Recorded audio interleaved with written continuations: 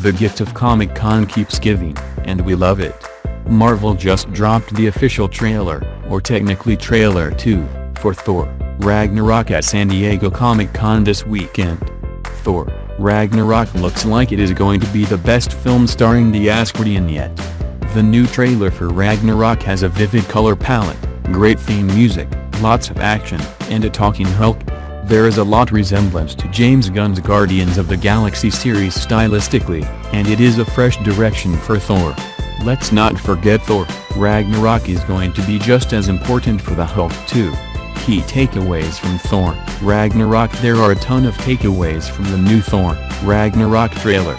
We can talk about the style being more colorful than the previous Thor films, or its cool theme music. Aesthetics aside, there are a lot of moving pieces when it comes to the storyline. Hela, the goddess of death played by Cate Blanchett, escapes from her prison and quickly defeats Thor. She is going to be the main villain of Thor: Ragnarok, and it looks like she is going to be great. The trailer reveals Hela single-handedly crushing Mjolnir and besting Loki to take control of Asgard in a siege. Her motivation as an antagonist stems from trying to recreate Asgard in her image through Ragnarok. Hela's going to assemble her League of Henchmen, mainly Scourge, in her conquest to conquer Asgard. After being defeated by Hela, Thor finds himself on Sokar without his hammer, Mjolnir. Sokar is a planet in the MCU where all of the junk goes, and that is where Thor is.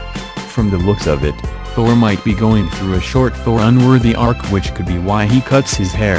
Valkyrie, Tessa Thompson, sells him to Grandmaster Jeff Goldblum, and this is why he is stuck in the fighting pit.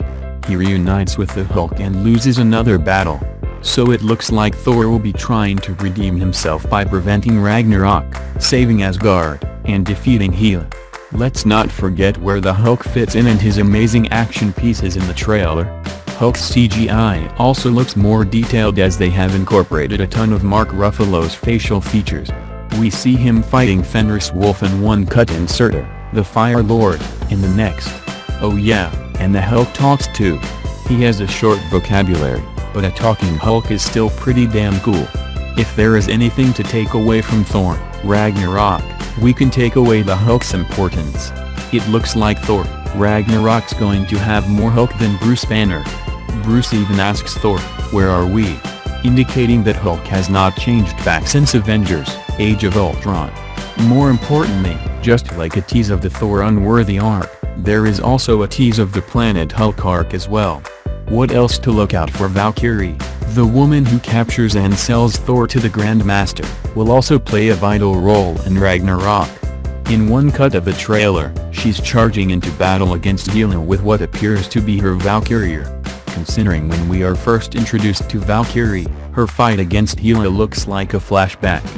This could be why we're first introduced to her on Sokar when she captures Thor for the Grandmaster.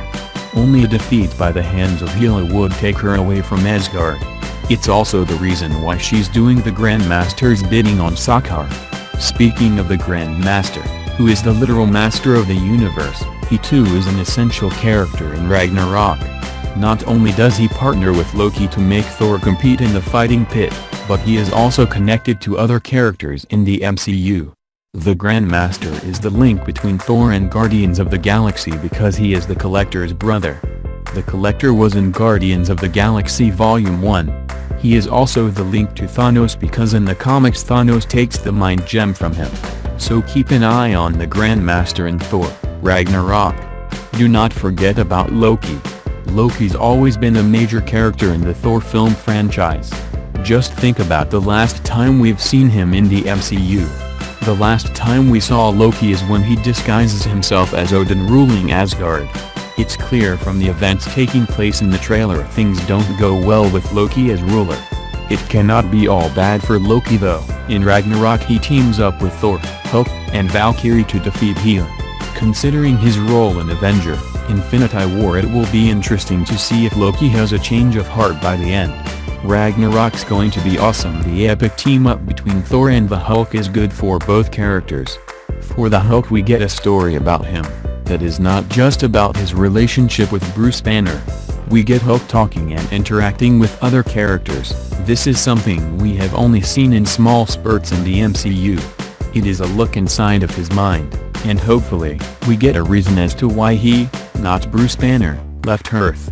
As for Thor, we get one of his best stories from his comics, Ragnarok. Read what to know what the 2017-18 TV season has in store. Read Comics vs. TV Guide. Ragnarok is the idea of tearing something down and building something new in its place. There isn't a better villain for Thor to overcome than Hela. She is the god of death, and she's looking to conquer Asgard and rebuild it in her image. Hela is nearly as powerful as Odin, and she is far stronger than Thor at his current level. This causes Thor to channel Mjolnir through his body, and that is one of the final images we see of him in the trailer. Ragnarok's going to be incredible. The CGI looks flawless, we get a full-on fight between Thor and the Hulk, and a direct setup to Infinity War. We also get a Thor movie that tests Thor's strength in the MCU. Thor: Ragnarok is in theaters everywhere November 3rd. Do not worry, it is going to be awesome.